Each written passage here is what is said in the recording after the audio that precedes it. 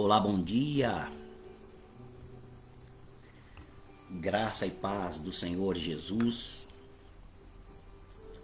meu irmão, minha irmã, juntos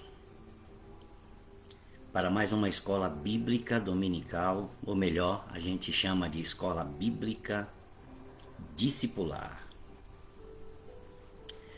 Nossa escola bíblica discipular, ela é agora exclusivamente online, todos os domingos pela manhã, com na nossa tentativa de alcançar o maior número possível de pessoas no nosso país e, quem sabe, se Deus assim permitir, fora dele. Mas o nosso objetivo prioritário é aqui. Você que vai entrando, você se identifique enquanto eu vou avisando as nossas redes que nós estamos online.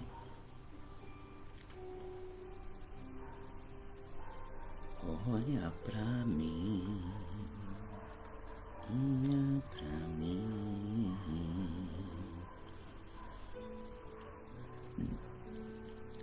Grande é o nosso Deus. Ele é digno de receber o nosso louvor. Ele é digno de receber a nossa adoração. Nosso Deus é santo. Santo, santo, santo é o nosso Deus. For preciso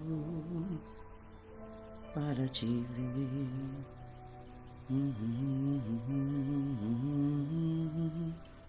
para te ver. Bom dia, graça e paz.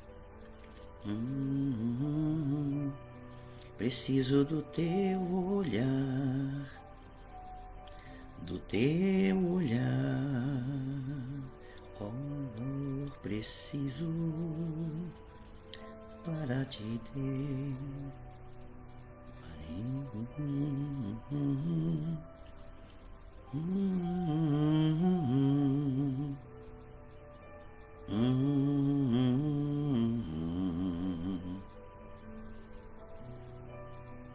Não entendi.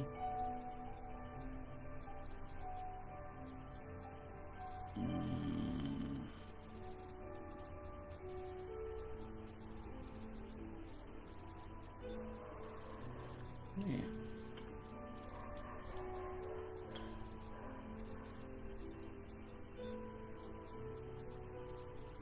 Olha pra mim. Assim ficou melhor. Bom dia. Graça e paz.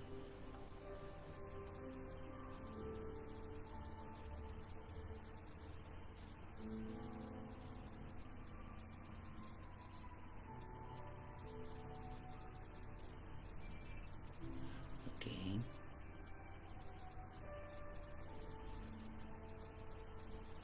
Louvado seja Deus. Hoje nós vamos encerrar a nossa aula da semana passada. Bom dia, paz. O som está ok aí, Rosiane? Quem está entrando? O som está ok? Estou falando baixinho. O microfone está um pouco perto. Veja se o som está ok. Aleluia. Eu farei o que for preciso para te ver.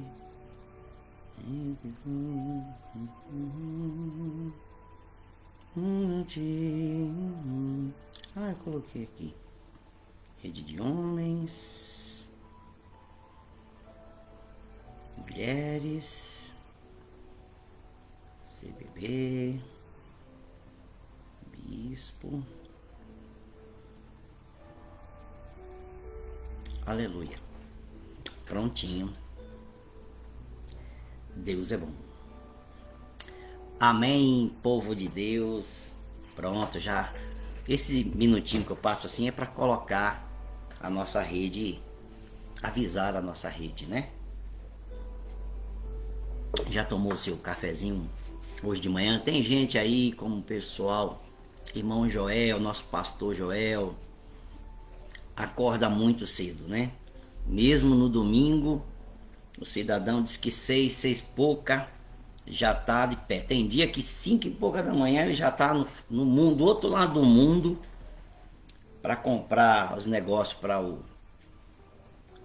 feirinha dele, lá no, no lojinha dele. Ele compra lá do outro lado do mundo, às vezes ele vai lá em São Paulo para suprir a sua lojinha.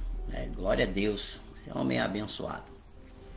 Hoje nós vamos então continuar a nossa aula. Eu quero encerrar aqui com os 4 itens.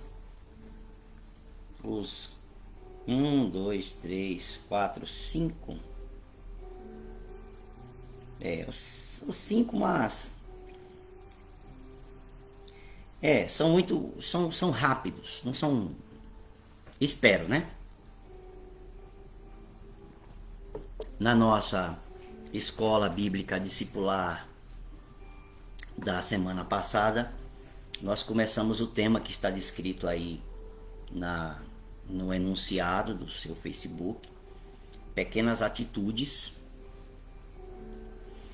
né, para uma vida abençoada.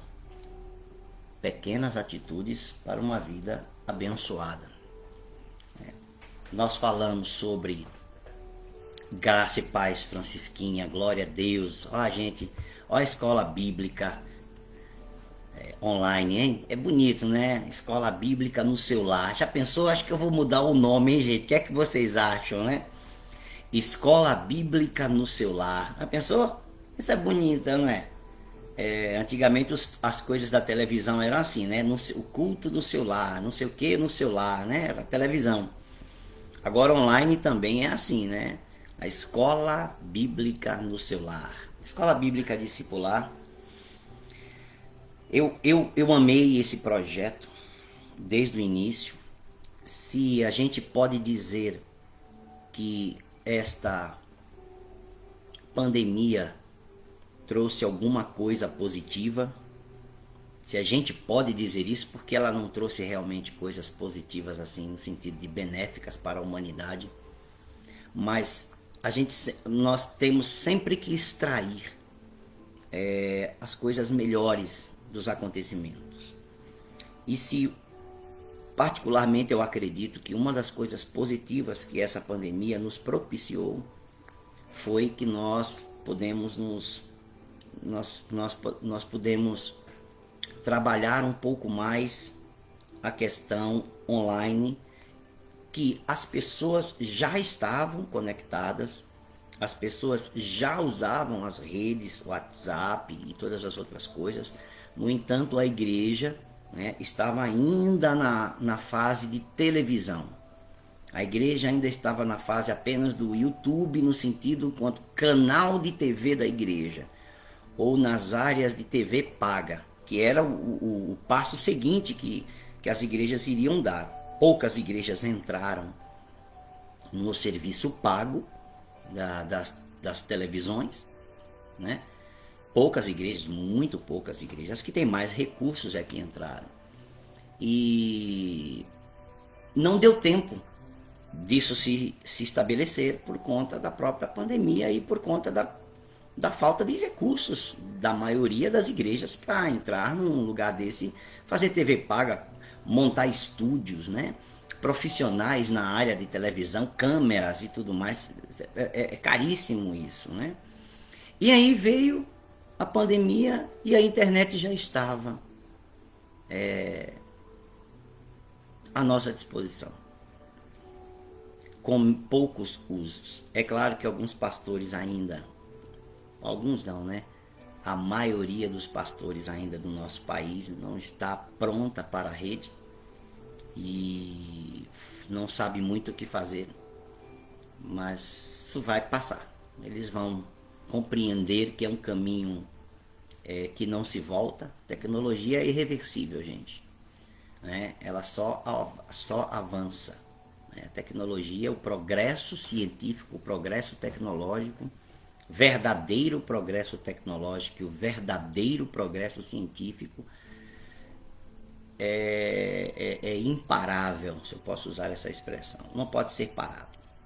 Ele só avança, traz melhoramentos. O ser humano continuou o mesmo, mas o processo, o progresso tecnológico, ele continuará avançando. Então, se alguma coisa positiva saiu disso, foi que as redes sociais se estabeleceram, não é, em definitivo na vida do povo de Deus.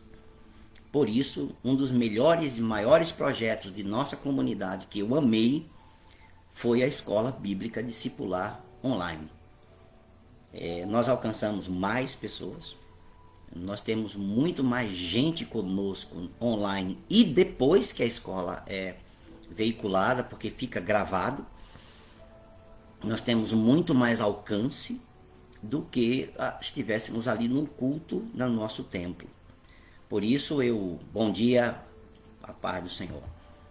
Por isso eu acredito nesse projeto da Escola Bíblica Discipular Online, como também acredito no projeto do Instituto Vocacionados, que é a formação dos nossos líderes online também. Ainda claro que ele vai ter presencial, né? Esse ano eu espero que a gente comece o presencial dele.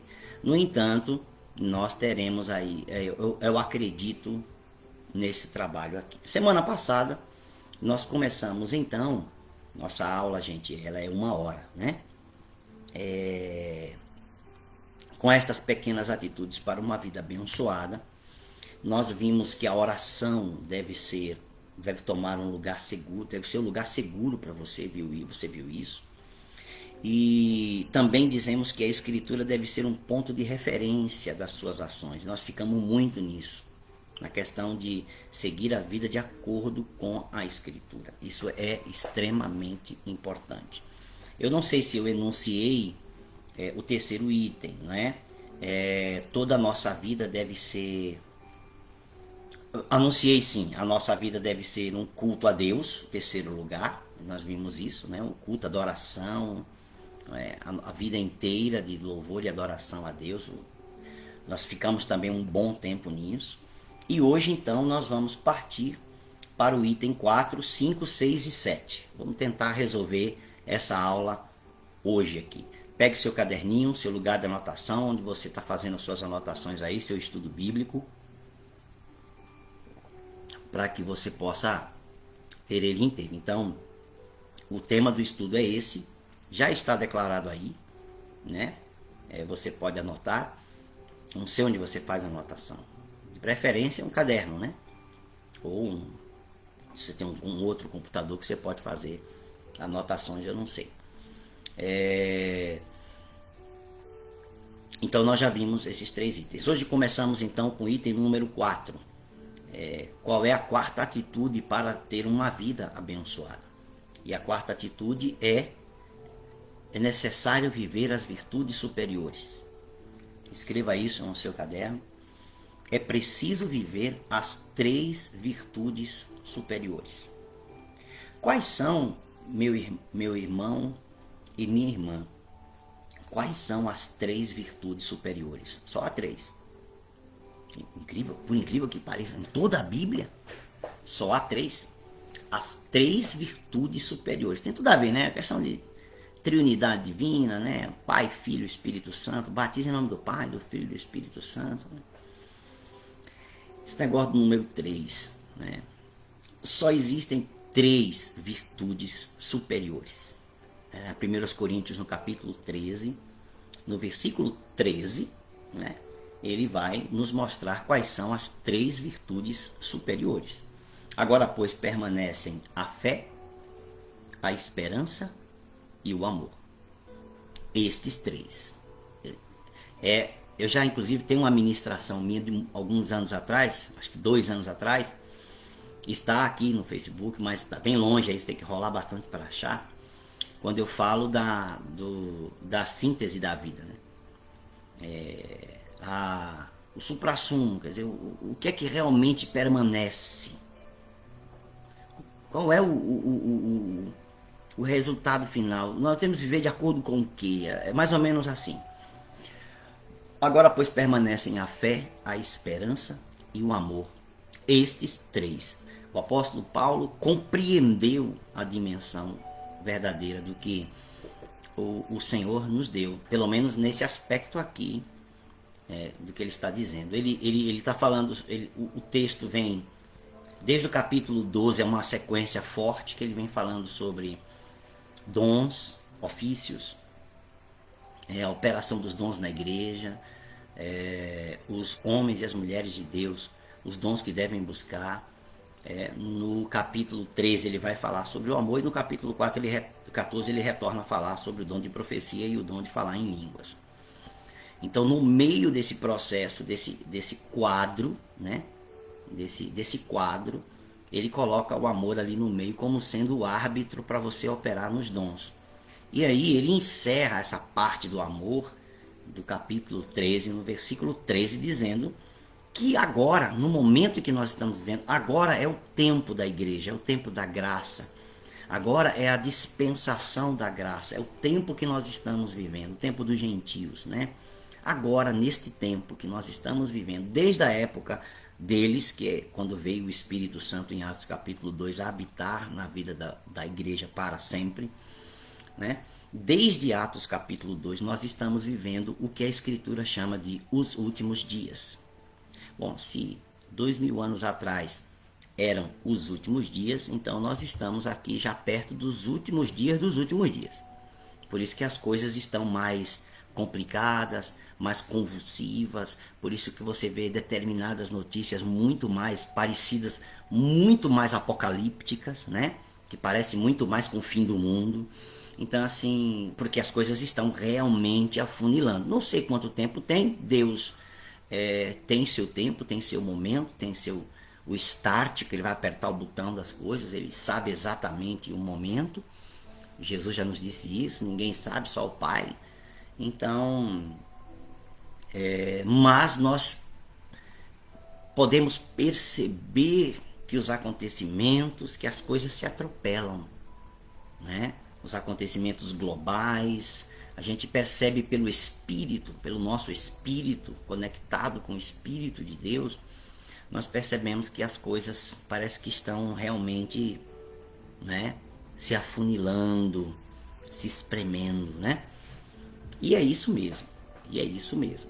Agora Paulo está dizendo, neste tempo que nós estamos vivendo, permanecem três coisas que são as mais importantes.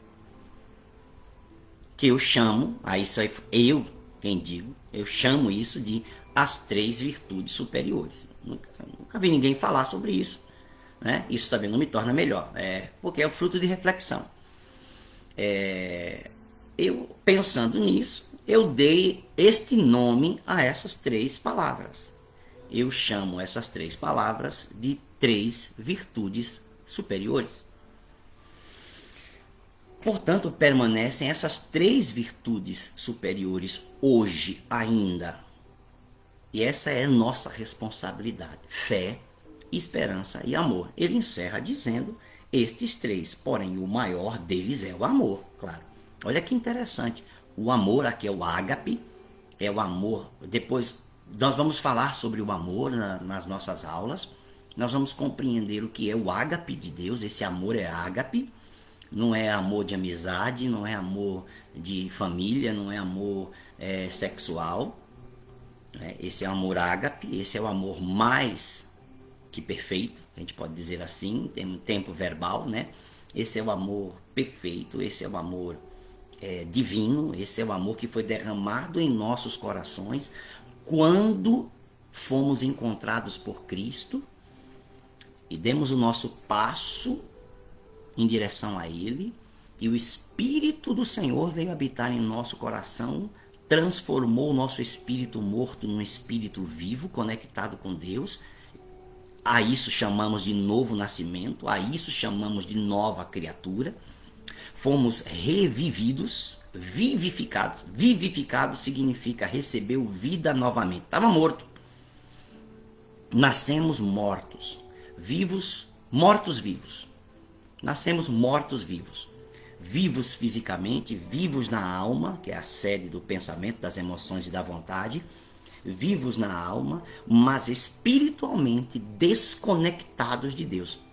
A isso, essa desconexão, a Escritura chama de morte espiritual. Então, nascemos mortos espiritualmente.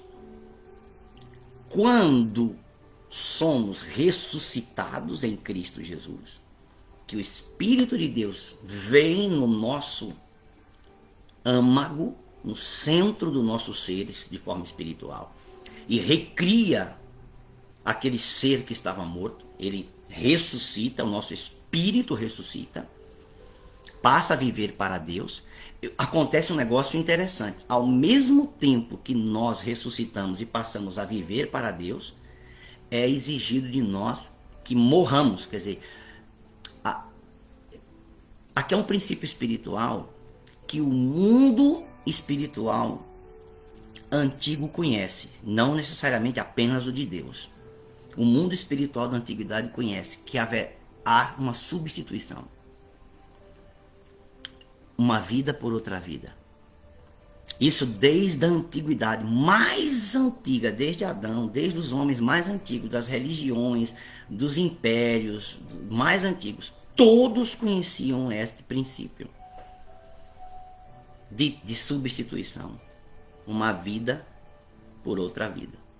Você não pode tirar uma vida e não ter, no caso esse é o princípio espiritual, tá? Que todo mundo entendia. Você não pode tirar uma vida sem a devida consequência de que uma outra vida também seja substituída. Isso é muito profundo, isso é um entendimento assim muito profundo. Isso acontece conosco também no espírito. Quando Deus nos dá uma nova vida, porque Cristo morreu por nós, ele é o substituto, uma vida por outra vida. Ele é o substituto. Quando esta nova vida vem habitar dentro de nós, uma outra vida tem que desaparecer. Que é a vida da carne, que é a vida passada, que é a vida de pecado. Por isso, Paulo vai dizer, vivificados, ressuscitados. Se você vai ver em Gálatas, vai ver em Romanos. Vivificados, ressuscitados, nascidos de novo, consideremos-nos como mortos para o pecado. Vivos para Deus, mas mortos para o pecado. Porque tem que haver uma substituição, uma vida por outra vida. Esse é um princípio extraordinário, sobre o qual qualquer dia desses podemos falar um pouco mais detidamente, ok? Então há uma substituição. Nascemos de novo, a nova vida, então tem que morrer alguma coisa. Tem que morrer. Não dá para você ter nova vida, ser nascido de novo e manter a vida anterior. O velho homem, viu? O velho homem tem que morrer. Paulo diz isso, que o velho homem tem que morrer. Os dois não podem estar vivos ao mesmo tempo. Alguém tem que morrer. Se você escolher manter o velho homem vivo, o outro morre. Se você escolher manter a nova criatura viva, o velho homem tem que morrer. Tem que haver substituição.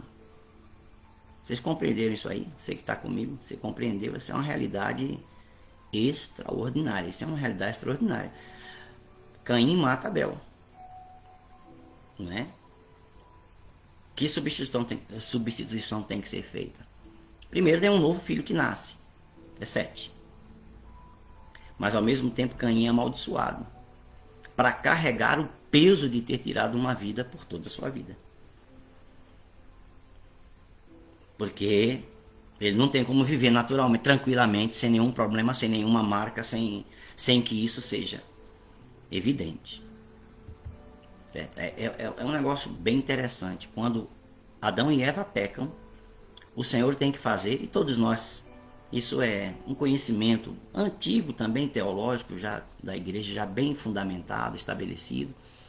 É uma conclusão já bem fundamentada, estabelecida, que quando Deus precisa fazer roupas de pele para os dois, para Adão e Eva, um animal precisa ser morto para tirar a pele e fazer a roupa para eles. Há uma substituição, certo?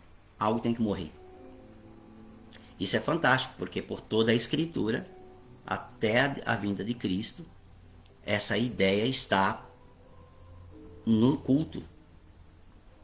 No culto a Deus.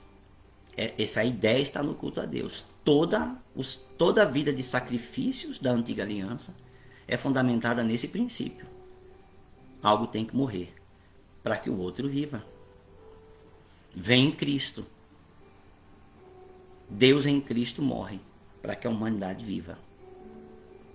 Seja perdoada de seus pecados. Gente, isso é muito profundo. Isso é realmente um conhecimento assim. Ele é valioso porque ele transforma a nossa maneira de ver a vida, de ver as coisas, ok? Portanto, agora pois permanecem a fé, a esperança e o amor. A gente conhece tudo muito sobre isso, a gente já prega sobre isso, a gente já fala sobre isso, temas diferentes, fé, esperança e amor. Então assim, este é o âmago, o centro, o princípio fundamental da sua vida. Quer ter uma vida abençoada? Quer viver uma vida plenamente abençoada? Você precisa viver essas 3 virtudes superiores. Fé em Deus, fé na palavra, a fé. Né? Não é fé comum do mundo, que tem uma fé... nós também tínhamos essa fé. Lá embaixo, num nível que não chega nem a ser tamanho do grão de mostarda. A fé do mundo ela não chega a ser o tamanho de um grão de mostarda. Ela é muito pequena. Mas há um tipo de fé lá. Certo? Então, é uma fé natural, que a gente chama de fé natural. É uma palavra que a gente usa. Não está na Bíblia, mas é uma palavra que a gente usa. É uma fé natural.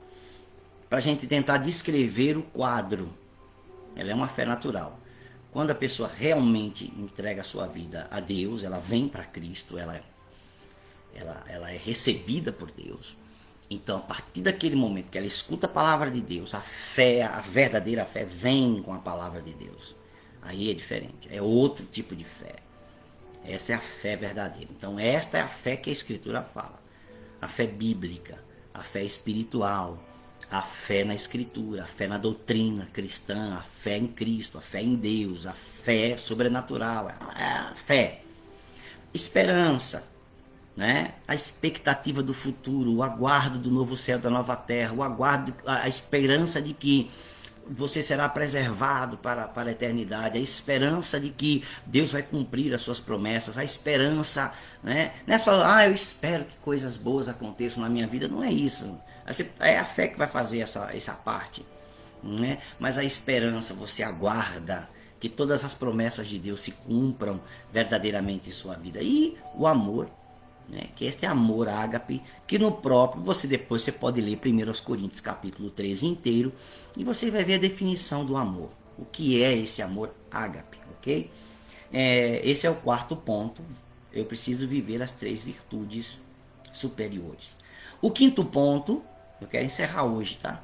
O 5º ponto, para ter uma vida abençoada, é que a santidade é um item não negociável em nossa vida. A santidade é um item não negociável. Você não pode negociar a santidade, ok? Se você for, por exemplo, para 1 Tessalonicenses, deixa eu pegar aqui, 1 Tessalonicenses no capítulo 4, é um texto mais famoso sobre a santidade, sobre a santificação da vida e do corpo. 1 Tessalonicenses, Paulo escreveu, no capítulo 4, né? Olha que interessante. 1 Tessalonicenses 4 é o texto que descreve bastante a nossa santidade do dia a dia. Então, para você viver uma vida abençoada, repetindo, só para estabelecer o princípio, a santidade é um item não negociável na nossa vida. Então, gente, não tem como negociar a santidade. 1 Tessalonicenses 4, de 1 em diante, diz assim: finalmente, irmãos, pedimos a vocês e exortamos no Senhor Jesus que, assim como aprenderam de nós a maneira como devem viver e agradar a Deus, olha, ele vai falar isso, vocês aprenderam da gente a maneira como vocês devem viver, o comportamento. E como é que vocês devem agradar a Deus? O seu comportamento deve agradar a Deus. Não é? E efetivamente estão fazendo. Paulo está dizendo, vocês estão bem. Estão fazendo. Vocês continuem progredindo cada vez mais. Paulo está dizendo para eles, continuem. Estão indo bem. Continuem. Porque vocês sabem quantas instruções demos a vocês da parte do Senhor Jesus. Olha o que Paulo está dizendo. O que os pastores fazem? O que os apóstolos fazem? O que os líderes fazem? O que os mestres, os ofícios da igreja fazem na vida da igreja? Nós damos a vocês instruções da parte do Senhor Jesus. O que é uma instrução, gente? É um conhecimento prático. Uma instrução é um conhecimento prático. Uma instrução é um conhecimento prático pelo qual você pode viver ou realizar determinada coisa. Uma instrução é um conhecimento prático. O Paulo está dizendo, vocês sabem, a gente deu muitas instruções a vocês da parte do Senhor. Versículo 3 de 1 Tessalonicenses 4. Aí ele começa. Qual é o assunto que ele quer tratar sobre uma parte dessa instrução que ele quer falar? Pois a vontade de Deus é a santificação de vocês, que se abstenham da imoralidade sexual, da porneia, é a palavra comum do Novo Testamento, né, dos escritos da Nova Aliança, a palavra para toda espécie de imoralidade sexual. Tudo aquilo que está fora do plano e do padrão de Deus, ela é encaixada em uma palavra. Dela procede todas as outras coisas, né? Porneia é a palavra principal, né? Então, a vontade de Deus é a santificação de vocês, que vocês se abstenham. Abster é a palavra para jejum. Abster aqui é a palavra usada para jejum. Então, vocês vão fazer jejum da imoralidade sexual. Aqui é um jejum permanente. Aqui você não vai passar fome nunca. Vocês entenderam? O versículo 3 de 1 Tessalonicenses 4 descreve o jejum da imoralidade sexual. Amém? Estão entendendo? Sim ou não? Então, esse é o verdadeiro jejum que você tem que fazer. Gente, eu preciso pegar um pouco de água ali. Por favor, me deem vocês podem me dar um minuto. Porque eu tô sozinho aqui embaixo. Mas eu preciso... Eu acho que vai dar. Peraí. Me perdoem, tá? Mas vamos lá. Que a gente fica com a garganta seca e eu trouxe um pouquinho de café só, né? Mas já foi. Eu esqueci de pegar água. Tá bom? Então, este é o... Vamos encerrar. A gente vamos terminar, né? Que vocês se abstenham da imoralidade sexual. Então, esse é um jejum permanente, que você nunca vai passar fome. É o jejum da imoralidade sexual. Isso você deve fazer. Cada um de vocês, versículo 4, diz assim: cada um de vocês saiba controlar o seu próprio corpo em santificação e honra. Não é apenas em santificação, é também em honra. Você deve santificar e honrar. Manter o seu corpo em honra. Que honra é essa? É o corpo em santidade e um corpo que honra a Deus. Por isso, meus irmãos e minhas irmãs, é que a gente vai voltar sempre. Quando tratamos desse ponto, a gente sempre vai falar das relações, do namoro, do noivado, do casamento, da vida sozinha, quando a pessoa está só, suas atitudes quando está sozinho, né? Por quê? Porque Deus espera não apenas, o Senhor espera não apenas que você seja santo no seu corpo, mas que o seu corpo também honre a Deus. Por isso, um namoro não pode ser imoral. Por isso, um namoro não pode ter sexo. Por isso, um noivado não pode ser imoral. Um noivado não pode ter sexo. Por isso, um casamento não pode ser imoral. E a cama, o leito, não pode estar contaminado com imoralidade sexual.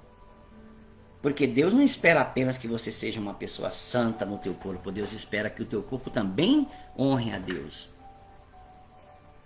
Isso é grave. Deus espera isso. Versículo 5. Vocês entenderam? Quer ver uma vida abençoada? É isso. Há os caminhos que já foram determinados por Deus. A gente só tem que obedecer, gente. A gente não tem que questionar nada. Né? Não é que a gente não pode perguntar, mas a gente não pode ficar reclamando com Deus sobre a forma como Ele escreveu as coisas. Não foi para o nosso mal. Não foi para tirar o teu prazer, a tua alegria de viver. Para criar um monte de tabus para destruir você, para te anular enquanto pessoa. Não tem nada a ver. Deus não faz essas coisas. Ok? Deus não faz isso. Quem faz isso é gente equivocada. Consigo mesma. Tá? Consigo mesma. Porque você não precisa de ninguém para fazer isso com você. Às vezes você faz você mesmo com você mesmo. Cada um de nós sabe. Aí vem o versículo 4. Cada um de nós. A gente já leu, vou reler para a gente continuar. Que cada um de vocês saiba controlar o seu próprio corpo em santificação e honra. E a expressão que está aqui é controlar. Na Nova Almeida atualizada. Então você tem que ter controle, santificação e honra. Não com desejos imorais. Não com desejos imorais. Como os gentios que não conhecem a Deus. Olha, você está vivendo como se não conhecesse a Deus? Já foi o tempo. Agora não. Não é permitido. Ou melhor, não é aceitável. Não é esperado. Como gentios que não conhecem a Deus. Versículo 6. E que nessa matéria ninguém ofenda nem defraude seu irmão. Você não pode também fazer isso com o próximo. Desonrar o corpo do próximo. Gente, é um pecado ridículo. Quem passou por isso e compreendeu, sabe o tamanho da desgraça que é você defraudar a outra pessoa, o corpo da outra pessoa, em vez de você ser santo. Isso é uma coisa que, até falar da angústia.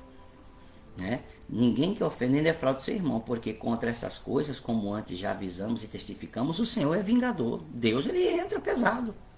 E entra mesmo, tá? Pois Deus não nos chamou para a impureza. Aqui impureza, você vê, é uma impureza, já não é porné, impureza. Qualquer tipo de coisa que não é. Claro, aqui está falando de santidade da vida, santidade do corpo. Então, tudo aquilo que é impuro. Mas sim para a santificação. Portanto, quem rejeita estas coisas, versículo 8 de 1 Tessalonicenses 4. Quem rejeita estas coisas, portanto, quem rejeita essas coisas não rejeita uma pessoa, mas rejeita a Deus. Então, se você não aceita esse ensino, você está rejeitando o próprio Deus. Você não é de Deus. Que também dá seu Espírito Santo a vocês. Ok? Quanto ao amor fraternal, não há necessidade que eu lhes escreva, porque fomos...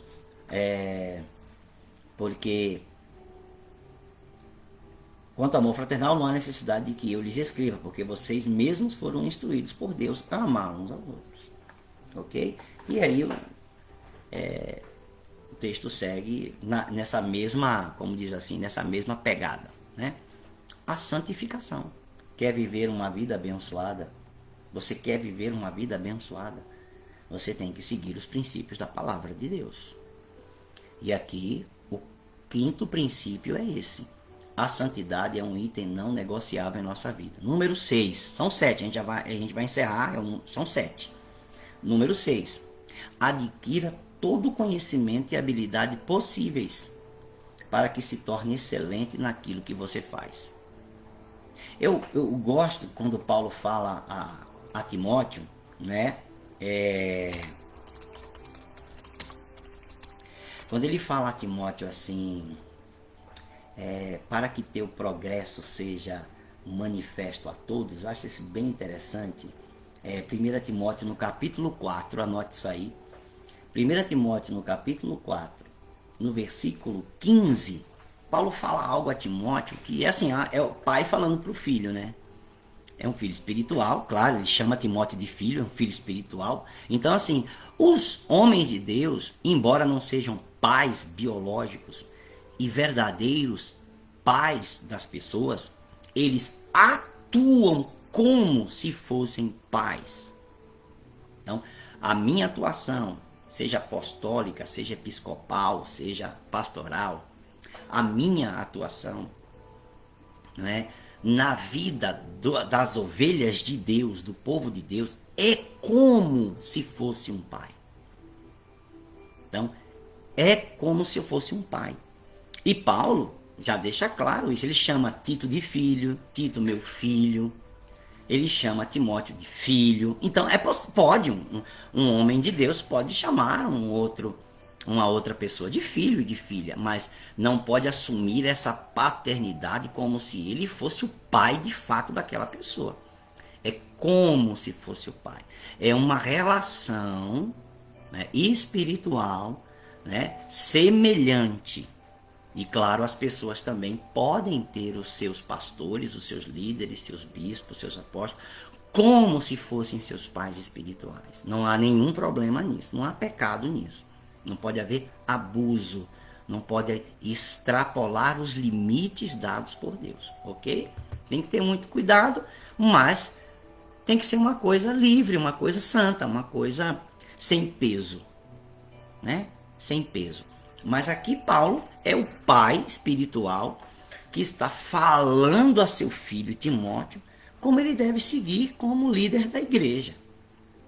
E aí ele vai no capítulo 4 de 1 Timóteo, no versículo 5, dizer assim: medite estas coisas e dedique-se a elas. A que coisa? A tudo quanto Paulo tem falado para ele, escreveu para ele. Medite essas coisas e dedique-se a elas, para que o teu progresso seja visto por todos. Medite nessas coisas, dedique-se a elas, para que o teu progresso seja manifesto a todos. Então, essa questão de crescer pessoalmente, desenvolver ministerialmente, pessoalmente, melhorar como pessoa, desenvolver-se enquanto líder, desenvolver-se, ser excelente naquilo que você faz, em qualquer área, é uma coisa de Deus. É uma coisa esperada. Eu como pastor, eu como bispo, eu como líder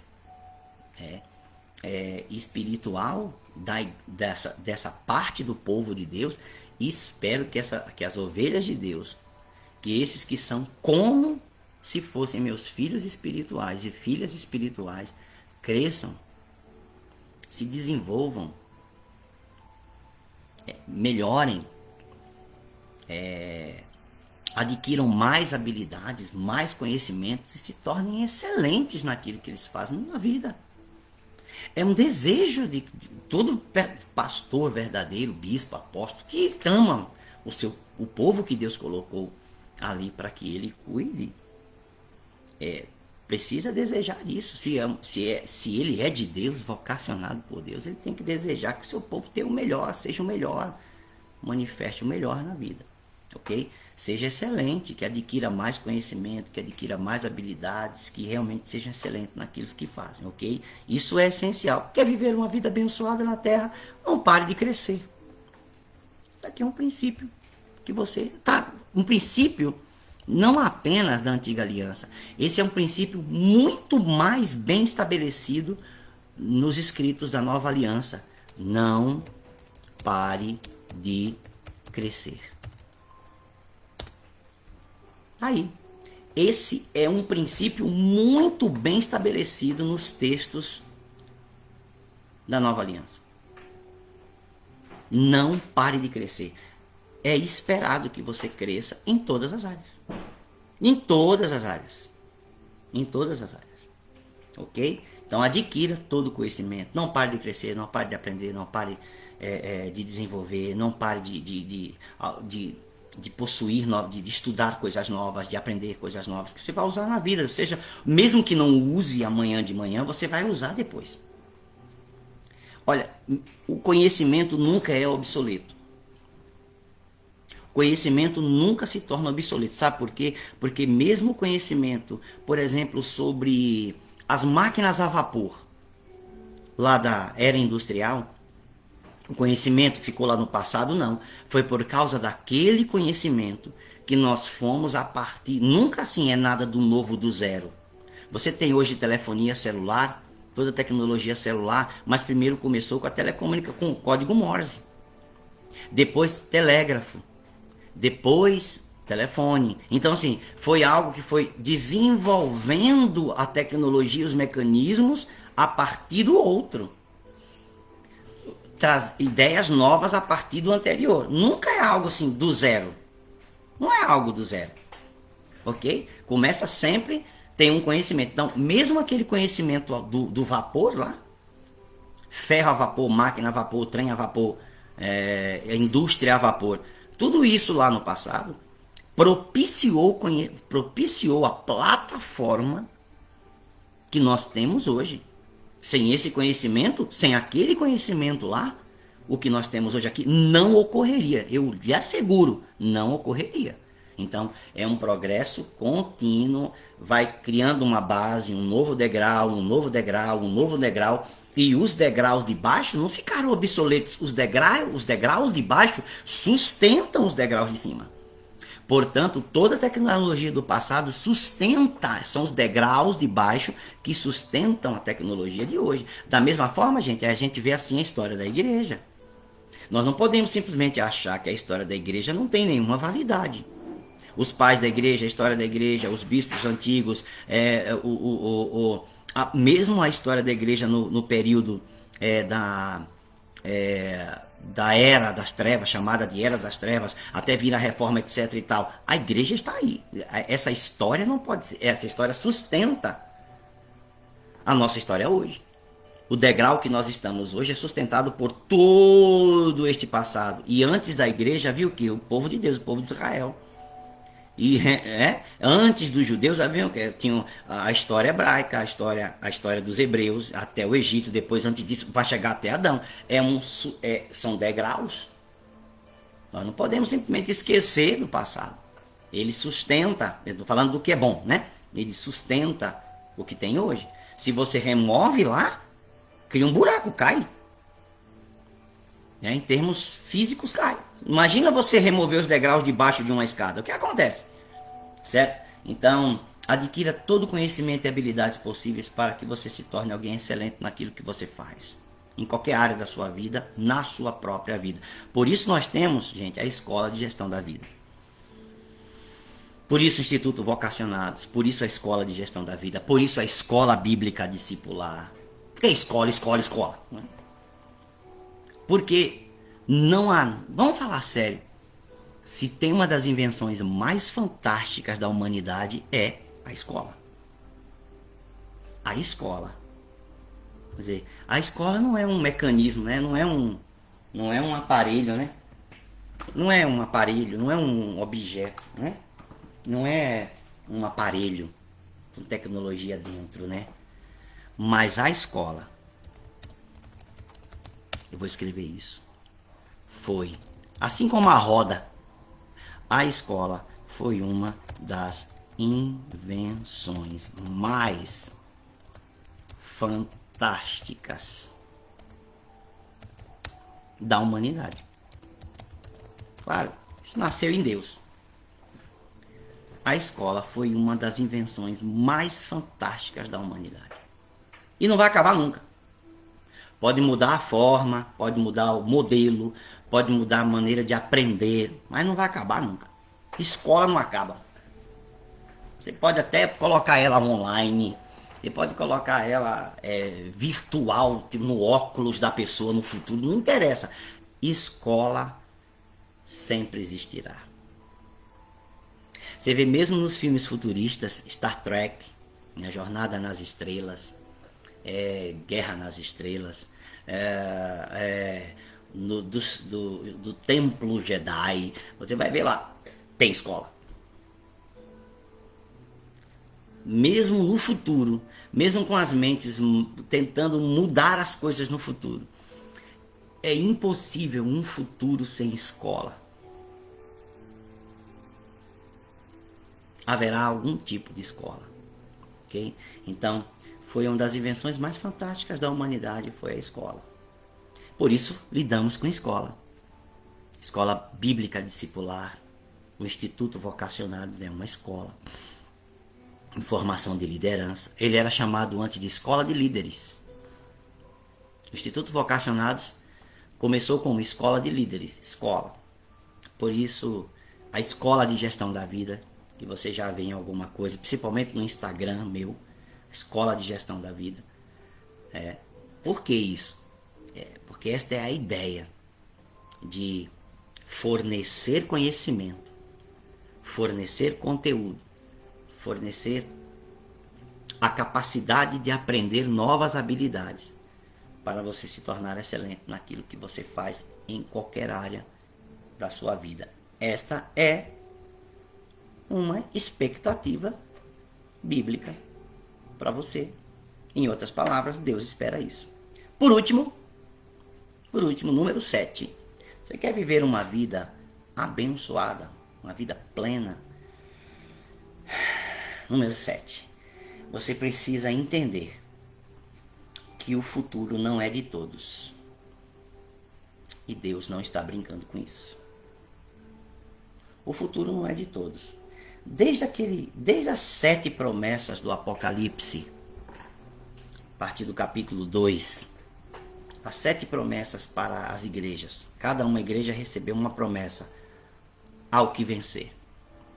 Só isso já diz que nem todos vencerão. Fala do futuro. Porque o futuro não é de todos. Isso é uma dura realidade. E aqui futuro que eu estou falando não é o amanhã de manhã. Não é 2022, 2023, não é isso. O futuro aqui que eu falo é aquilo que procede de Deus. São as promessas futuras de Deus. Novo céu, nova terra. Milênio. O futuro não é de todos. Se aqui, nesta terra, a gente já percebe que muitas pessoas ficam obsoletas no tempo e não avançam no tempo, elas ficaram paradas no tempo lá atrás, enquanto o mundo avança, o futuro nunca chegou para elas. Porque o futuro não é de todos. Mesmo fisicamente falando, mesmo naturalmente falando, o futuro não é de todas as pessoas. Nem todo mundo se prepara, nem todo mundo se recicla, nem todo mundo abre a mente para aprender coisas novas, nem todo mundo se expõe ao novo, nem todo mundo espera um futuro melhor. Tem gente que é tão pessimista que não espera que hoje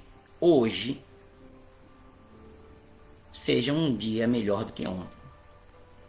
Tem gente tão pessimista que quando pensa no amanhã, diz assim, cada dia pior.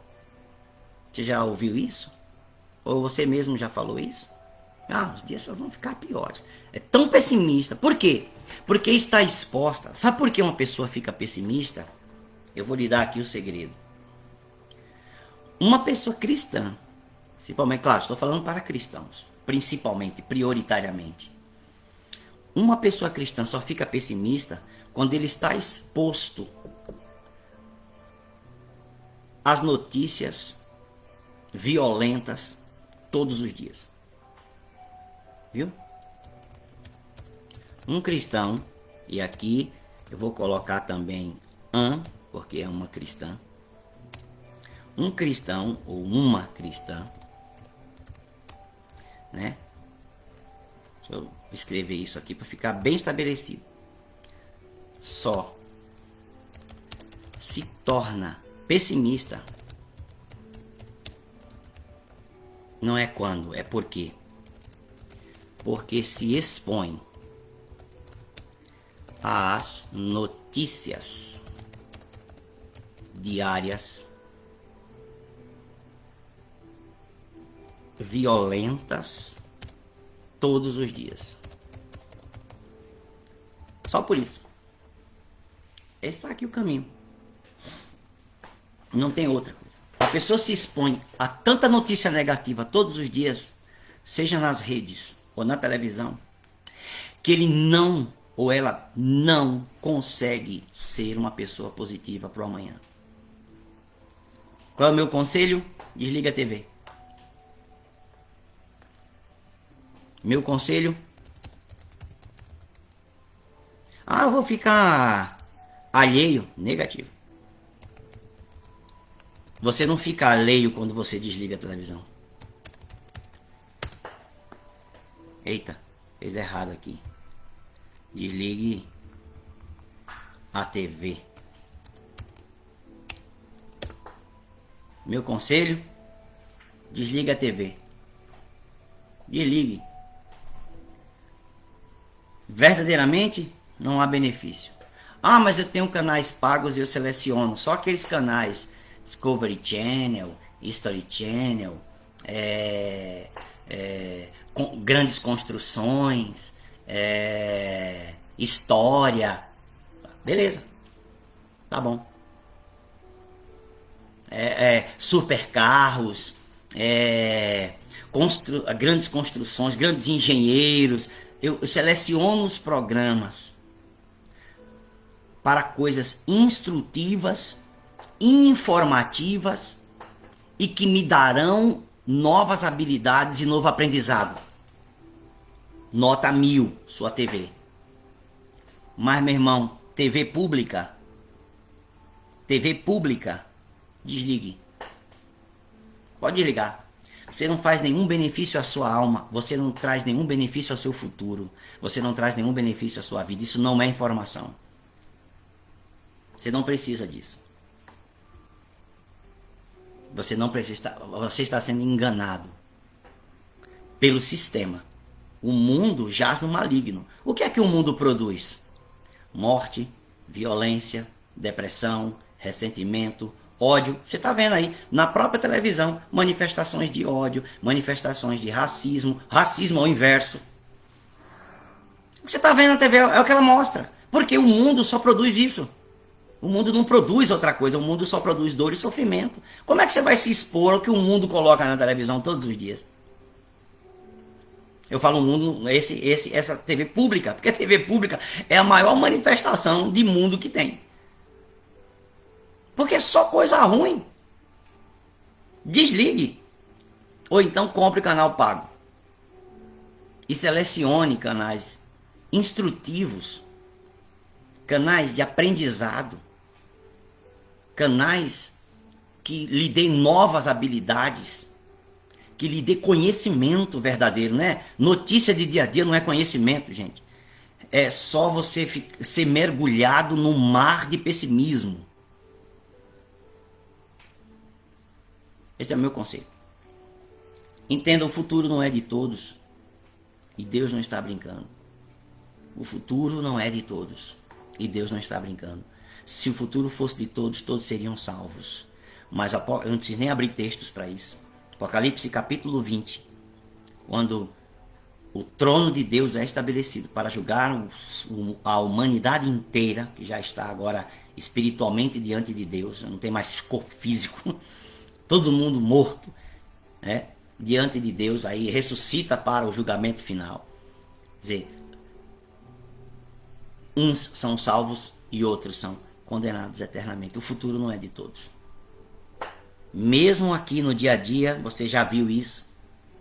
Tem gente que se dá bem, tem gente que responde muito bem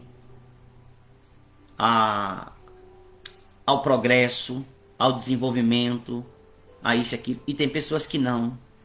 E que ficam para trás, obsoletas. Mesmo no mundo você consegue perceber isso. Esta é uma realidade. Quer viver uma vida abençoada, você precisa entender que o futuro não é de todos. Deus não está brincando com isso. E você, meu irmão e minha irmã, tem a sua mão, a sua disposição, esta bênção de que o futuro foi preparado para você.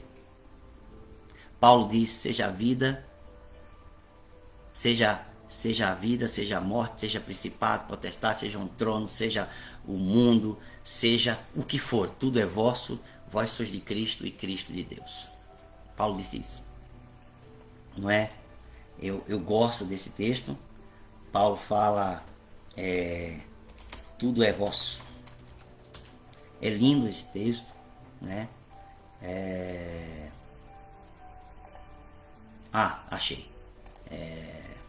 1 Coríntios, no capítulo 3, eu vou encerrar com esse texto aqui, 1 hora. 1 Coríntios, no capítulo 3, no versículo 21, 22 e 23. Anote isso, não esqueça nunca mais. Portanto, versículo 21 de 1 Coríntios 3. Ninguém se glorie nos homens, porque tudo é de vocês. Paulo falando para a igreja. Tudo é de vocês, igreja. 22. Seja Paulo, seja Apolo, seja Pedro, seja o mundo, seja a vida, seja a morte, sejam as coisas presentes. Olha que lindo que Paulo escreveu. Sejam as futuras. Oh, glória. Posso ouvir um aleluia, posso ouvir um amém. Sejam as coisas futuras. Tudo é de vocês. Vocês são de Cristo e Cristo é de Deus. O futuro não é de todos, mas foi preparado para nós, os que cremos. Seja a vida, seja a morte, sejam as coisas presentes, sejam as coisas futuras. Tudo é de vocês, tudo é vosso. Vocês são de Cristo e Cristo é de Deus. Estão entendendo? O futuro não é de todos, mas é nosso. O Senhor te abençoe neste dia. Esta é uma noite de ceia. É isso mesmo, hoje é ceia. É uma noite de ceia da igreja, então nosso culto é presencial, né? Queremos ver todos reunidos ali, os que são da nossa comunidade aqui em Guarulhos. Queremos ver todos reunidos ali para celebrarmos uma ceia maravilhosa na presença de Deus. Começamos um novo tema dentro dos nossos pregadores, nossos ministros, mas hoje quem ministra sou eu, né? Então estamos dentro da nova temática e nós queremos que a igreja seja edificada cada dia mais, tá bom? Nos vemos à noite, 7, vamos começar às 19h30, 19h20, né? No máximo, para que a gente consiga também realizar tudo que precisa realizar, tá bom? Até logo mais à noite na nossa ceia. Deus abençoe você. Tenha um dia plenamente abençoado. Portanto, encerramos aqui nosso tema de aula, né? Com 2 aulas nós encerramos este ensino sobre viver uma vida abençoada. Como viver uma vida abençoada. Você já tem aí, então você tem. Isso vai virar podcast também, você sabe, mas o vídeo, você já tem um vídeo aí. Deus te abençoe. Até mais.